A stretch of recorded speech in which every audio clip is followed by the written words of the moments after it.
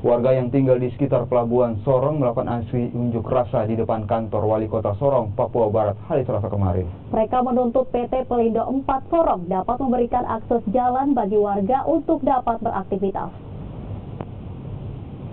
Warga menuntut agar pemerintah Kota Sorong untuk memediasi dengan PT Pelindo 4 Sorong lantaran pembangunan kantor Pelindo menutup akses jalan warga yang dulunya merupakan pemukiman warga. Namun, Wali Kota Sorong tidak dapat mengambil kebijakan terkait pembangunan kantor Pelindo 4 yang dulunya merupakan pemukiman warga.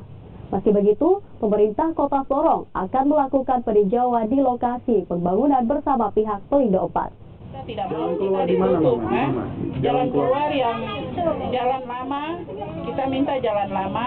Di areal pelabuhan? Iya, di areal pelabuhan, tanah Pelindo dipakai. Tapi jalan lama itu sudah dari dulu, bukan jalan itu Pelindo yang bikin. Tahu saya itu tanah semuanya punya Pelindo. Siapapun yang ada di atas tanah itu numpang. Jadi Pelindo mau gunakan apa, sudah dia punya perencanaan, ya kewenangan dia. Itu aja.